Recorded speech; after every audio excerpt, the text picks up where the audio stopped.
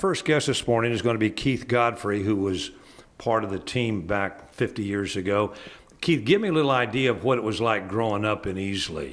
Well, my family moved from Chesney, South Carolina in 1958, and sports was a big thing in Easley at that particular time, football, baseball. We started playing Little League football at Arrell when I was 9 years old, and it continued on. My brother played at Easley High School, and he was kind of interested in me playing too, so I followed right along in his footsteps. Did you watch your brothers play football, sports? Did you go to their games? I did. From the time I was about 4 years old till I entered high school, I watched them play. Early on, you knew that was something you wanted to be a part of? Not really. Not until Coach Bobby Norris from Easley came to me and wanted to know if I was interested in playing high school football. What do you recall about those early days of you getting involved with football? Well, again, it was in 1965 when I was approached to play, and we went undefeated that year as a JV team. And then Coach Bill Carr came up to me in the school one day and he said, "I want you to play varsity for me next year." I had no idea. So I go out and start playing. He said, "You're going to start on my defense." So I started on defense for Coach Carr. Back then, did you play both sides, or was... No, in 1965 I played defense, and then in 66 I played defense. Never played a down of offense till 1967. What happened? Why the change? Well, we had a lot that graduated. Coach Bagwell came up to me and says, "I'm going to start you on offensive guard." And I said, "Coach, I don't even know the plays." So he gave me a list of plays, and that's where I started at. At the beginning of that season, the year before, y'all had done pretty good. Mm-hmm. Went 7-3. And how many people were off the team, graduated, that came back? When we started in 1967, we only had 3 returners on defense and only 4 returners on offense. We were a basically new team with a new head coach. What made the difference? Team unity. Coach Bagwell took us to a camp at Easley Junior High School for a week, where we slept on the gymnasium floor at night. We ate all of our meals together in the cafeteria, and we practiced 4 times a day. When we weren't practicing, we were in school sessions learning what we needed to learn. And we became a family that time. That made the difference? Absolutely. Was there anticipation in those first couple games that this could in fact be a special season? I'll tell you the whole story. When we went to camp, we knew as a team that it was going to be a special season. The people in the town were saying, you got a new head coach, you got a completely new football team. If you go 5-5, we'll be happy. But not the 44 guys on that varsity football team. We knew. And after the camp, we really did know. During that season, there were a couple games that could have ruined the whole perfect season? Absolutely. It was the second game of the season. We played Daniel at our place, and they were the defending champions from 1966. And they had a running back by the name of Butch Gentry that just run wild. And we came out fortunate enough, we won the ball game 20-19. Do you know what made the difference in that game? Team unity. The first half, Butch ran all over us. We could not stop him. Second half came out, Coach Bagwell had told us at halftime we had to stop him, and that's what we did. We had 2 sophomores that were starters on the defense. We were young, we were inexperienced. Stanley was a linebacker and I was an outside linebacker. As the season progressed and it looked like you had a shot at the state championship, did anything in the locker room change? We did not know that we had an opportunity to even play for an upstate championship till we played Palmetto at Palmetto. And if we won that game, that gave us the conference champion. But again, we still had 2 more games to play. We were like a family, we were a unit. We loved each other. Stanley and I had every class together in high school from the time we was 9th graders to we was 12th graders. And we became real good friends. Then it comes time, you win the upper state, now it's for the whole bag of marbles. Yeah, we go to St. Andrews to play for the state championship. They were as good a football team as we were.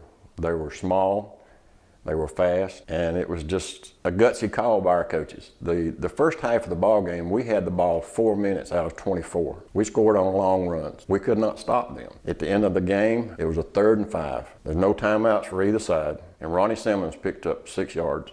And we ran the clock out. What was it like afterwards? We did not realize anything about being a state champion until we were on our bus ride back home. And it really doesn't dawn on you as a player what you've done for about 10 years. And then you start to reflect on what happened. When you become a part of history, it's an amazing thing. Tell me about getting together for this 50th anniversary of that team. How difficult was that? I started this campaign back in October of last year trying to find all the players. Found quite a few of them, couldn't find some of the rest of them. I've got a brother that's a police officer in Lyman. I've got a nephew that's a highway patrolman, and they kind of helped me. But the biggest help that I got came from the FBI, believe it or not. When I was at Woodmont High School, I had a kid that played baseball for us, and his mother worked for the FBI in Greenville. And I called her and I told her I could not find this particular player, that he had moved several times. And she says, well, I'll see what I can do. Well, about 30 minutes later, she calls me back and she says, I know where he's at. I said, well, will you give me his address? She says, I'll do better than that. I'll give you his phone number. So that's how I found him. Talking to these guys after 50 years, some of them we haven't even seen in 50 years. Some of them we had. But learning what they had gone through in their lives was amazing. And to see them, you wouldn't believe it. So it was something really special. Oh, absolutely. When you left Easley High School, briefly tell me where you ended up going and how you ended up back in coaching. Right after high school, I went to work at a company called Fiber Industries in Greenville. Then Uncle Sam decided that he needed me, so I went in the service, joined the Navy, came out of the Navy and got on the GI Bill and went to Mars Hill College. They still wasn't a university at that time, but they had just came from a junior college to a 4-year school. And I graduated there, and I got a job at Woodmont High School. Steve Cannell was athletic director and head football coach, and I stayed there till 1998. So football has been a big part of your life. I do not miss a high school football game. I haven't missed one in, I couldn't tell you how long. My son graduated from Woodmont High School. My grandson graduated from Palmetto High School, and every Friday night, we somewhere watching a high school football game. Keith Godfrey, part of the fabulous team from Easley 50 years ago that won the state championship. When we come back, we're going to talk to Stanley Brooks.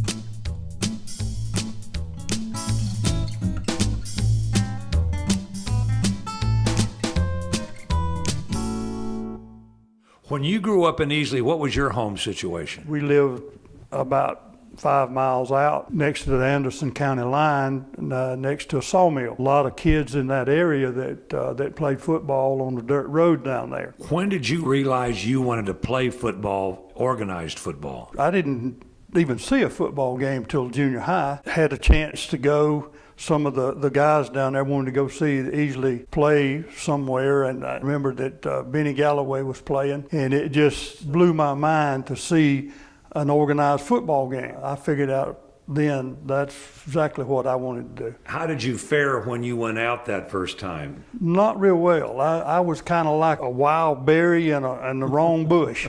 I didn't know any of the guys that had been playing together and going to school together. I grew up in a country grammar school. My 6th grade year at the grammar school, they closed that school, and we had to move uptown to East End. Went to junior high in the 7th grade, the first year they had it. Okay.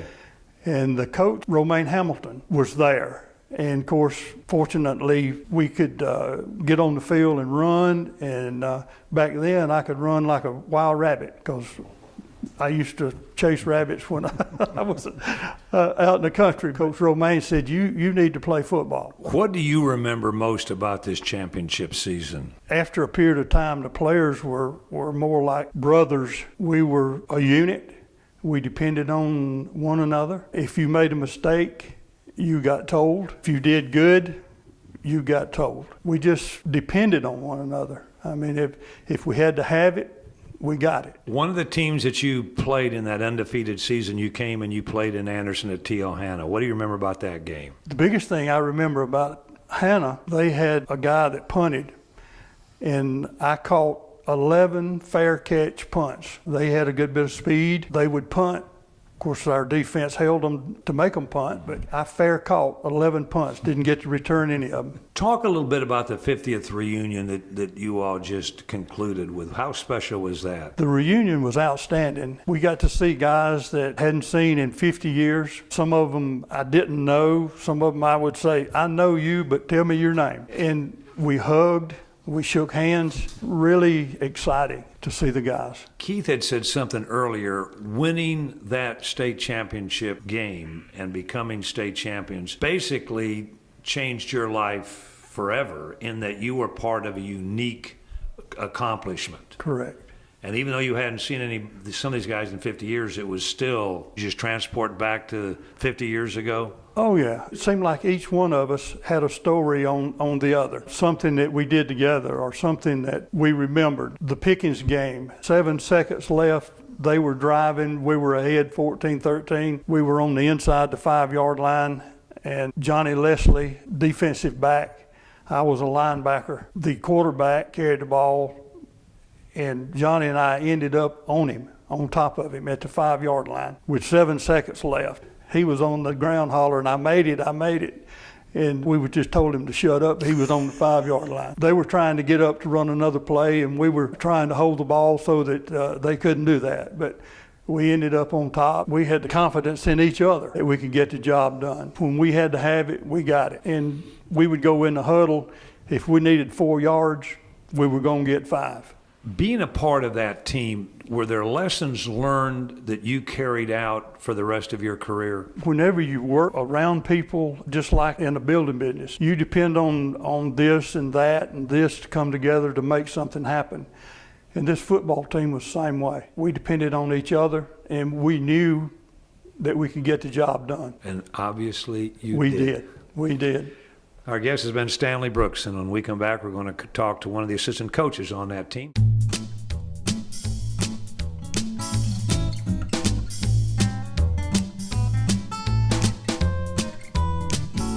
Welcome back. We are now going to be chatting with one of the assistant coaches on the championship team of 1967, Carthel Crout. If that name is familiar, it's because why? Well, it's because I was football coach here at Palmetto for 12 years, and because I served on town council and served as mayor for 4 years. And you're still involved in football. Yes, I'm still involved in football and watching my grandson play for Palmetto, and I was assistant golf coach for Palmetto. For your other grandson. Yeah, so I've stayed involved coaching somewhat, even though I'm retired. When I was in high school, I played varsity football for 3 years, and I played varsity baseball for 5 years. When I graduated, I went to work for Daniel Construction Company that summer, and it didn't take me long to go home and tell my Daddy, I want to go to college. And of course, Daddy said, I don't know where we can get you in with a crowbar and a stick of dynamite. I went to Gardner-Webb, and from Gardner-Webb to Mars Hill. Bill Carr hired me at Easley because Mr. Bryce, the superintendent there, was familiar with the name Carthel Crout from my daddy playing against Easley. And he recognized the name, and they brought me in for an interview. Coach Carr hired me, and then he left and went to Spartanburg, and fortunately, Coach Bagwell gave me my first start there. He kept me on. Back then, you not only coached, but you taught? I coached football and baseball and taught physical education. Your assistant coach on this team, did you understand early on what Stanley and Keith were saying about this being a special team? Just coming there, and I had no experience coaching. I'd played all my life, but being new, I wasn't from Easley. I was from Greenville. Being new, coming in there, I didn't know the kids. I didn't know what was going on. I just know I was grateful that Coach Bagwell kept me on. I just remember that we, 1 week at a time, we had some close games, and we had a few that we were able to win pretty big. But at the end, when we played St. Andrews, where I later coached, it was a very meaningful game. And they had the ball, we'd run along, score. They'd get the ball, keep the ball, we'd run along, score. That's what I remember mainly about that season. When you won a state championship in your first year as an assistant coach, at what point did that kick in and you were able to realize the significance and the speciality of that accomplishment? Probably on the bus ride back, but maybe even a week or 2 months later. It just didn't kick in. Winning the state championship back then didn't have all the frills with it that you have now. Now the kids that win state championship gets big old state championship rings, and back then we got a piece of paper. And a jacket and a letter? Which is probably good because that's all we could afford back then. For the immediacy after that win, when you went through town, was there a special feeling that you were recognized as being part of that championship team?